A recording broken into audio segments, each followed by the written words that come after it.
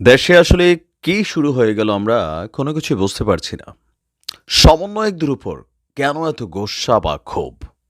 তবে আওয়ামী লীগের গোস্বা থাকবে, এটাই স্বাভাবিক। সাজানো বাগান সাম্রাজ্য তছনছ হয়ে গেছে সমন্বয়কদের একটা কি বলে যে আহ্বানে। দর্শক, আজকে চট্টগ্রামের যাকে টাইগার বলে আমরা গত 6 মাস জানতাম, তার নাম হচ্ছে সমন্বয়ক তালাত মাহমুদ, সম্ভবত তালাত মাহমুদ রাফি। চেহারা দেখে নিশ্চয়ই চিনতে পারছেন। বাঘের মতন তিনি গর্জন দেন, কথা বলেন। ইভেন এই শেখ হাসিনা সরকারের পতনের পেছনে চট্টগ্রাম জোনে ব্যাপক ভূমিকা রেখেছেন এই তালাত মাহমুদ রাফি। কিন্তু দিন শেষে সম্ভবত যুবলীগ অথবা আওয়ামী লীগ অথবা ছাত্রলীগ, এই তিনো টিমের কোনো একজন তাকে প্রচণ্ড মেরেছে। আর এই ঘটনায় একজন অলরেডি গ্রেপ্তারও হয়েছে। আমরা সর্বশেষ যদি আপডেটটা দেখি, যেখান থেকে তথ্য আসছে, আমাদের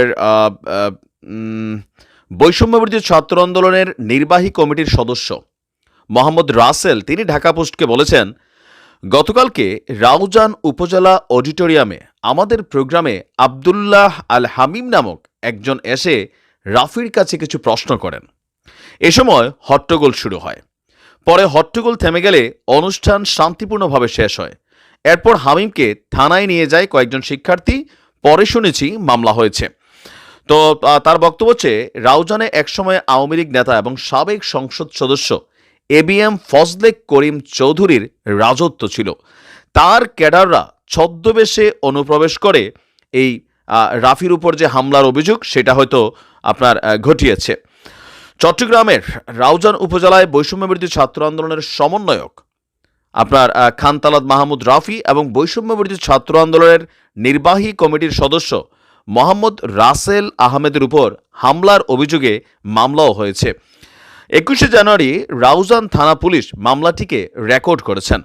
মোহাম্মদ বিল্লাল নামক একজন বাদী হয়ে থানায় এজাহার জমা দেন। এরই পরিপ্রেক্ষিতে মামলাটিকে রুজু করা হয়। মামলায় আবদুল্লাহ আল হামিম নামক একজনকে গ্রেপ্তার দেখানো হয়েছে। ঘটনার বিষয়ে একাধিকবার জানতে খান তালাত মাহমুদ রাফিকে একাধিকবার ফোন করা হলেও তিনি ফোন রিসিভ করেননি। তবে রাসেলের বক্তব্য ছিল একটু ভিন্ন রকম। এখন আপনাদেরকে একটু ব্যাকগ্রাউন্ডে নিয়ে যাই। গেল কয়েকদিন আগে আমরা দেখেছিলাম চট্টগ্রামে এই কমিটি গঠনকে কেন্দ্র করে রাফি এবং রাসেল সহ আরেকটা গ্রুপের মধ্যে সেখানে উত্তেজনা তৈরি হয়েছিল, যেখানে হান্নান মাসুদ সেও গিয়েছিল এবং তাকেও সেখানে মেরেছে। যদিও এই মাইর খেয়া হান্নান মাসুদ তিনি কোনো রকম অভিযোগ করেননি, কোনো মামলা দায়ের করেননি। বিষয়টা তিনি নীরবেই হজম করেছেন। দুই কারণ হইতে পারে। এক হইতে পারে তিনি এত বড় একজন সমন্বয়ক নেতা, তিনি মাইর খেয়েছেন, বিষয়টা লুকাই রাখছেন, এটা মানসম্মানের বিষয়। অথবা ওই ঘটনায় যেখানে ডট গ্যাংকে কানেক্টেড করা হয়েছে, যে ছাত্রলীগের এক সময় তারা মানে সাবসেক্টর হিসেবে কাজ করছে, সম্ভবত এরা তাদেরই সদস্য। কারণ আমরা যে ফুটেজ দেখেছি, রাফির দিকে আঙ্গুল উঁচিয়ে একটা ছেলে যেইভাবে গেছে, সে তো ভাই বৈষম্যবিরোধী ছাত্র আন্দোলনের কেউ না কেউ। কারণ ছাত্রলীগ তো আর ওইখানে ঢুকতে পারে না, তাই না? তো আজকে রাফির মাইরের বিষয়টাও তিনি বিষয়টাকে নীরবে হজম করছেন। কিন্তু আমরা জানতে চাই কেন। বিষয়টা হচ্ছে এখানে কি এই যে এবিএম ফজলে করিমের সদস্যরা আওয়ামী লীগ অনুপ্রবেশ করে মাইরা গেছে, এরকম একটা ট্যাগ দেওয়া হচ্ছে, নাকি আসলে নিজেদের মধ্যেই কোনো না কোনো কর্মীর হাতেই তারা মাইর খেয়েছেন? বা রাফির উপরে যে হামলা হয়েছে, আবদুল্লাহ হিল হামিম তিনি কি বৈষম্য বিরোধী আন্দোলনের কেউ? আবার রাসেল বলছিল ওইখানে যে ঘটনা হয়েছে সেই ঘটনায় মামলা হওয়ার মতন কিছু হয় নাই। কিন্তু আমরা একটা জিনিস বুঝি না, যে এত বড় ঘটনাগুলোর পরে মামলার বাদী হয়েছে এখানে আরেকজন।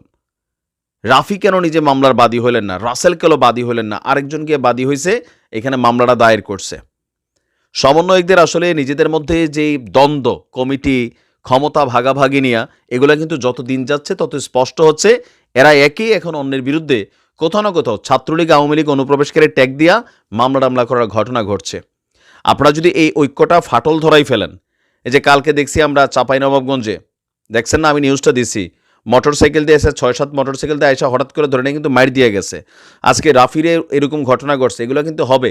তোমরা নিজেরা ভেঙে গেলে ছাত্রলীগ যুবলীগ আওয়ামী লীগ মারবে, এটাই কিন্তু বাস্তব। আর ছাত্রলীগকে তো নিষিদ্ধ করা হয়েছে সন্ত্রাসী সংগঠন ট্যাগ দিয়া, সো তারা সন্ত্রাসী কর্মকাণ্ড করবে। আবার যেখানে ছাত্রলীগ পাচ্ছে, কেউ পরীক্ষা দিতে আসলো তাদেরকে গ্রেপ্তার করাই দেওয়া হচ্ছে, সবাই ধরে নিয়ে থানায় দিচ্ছে।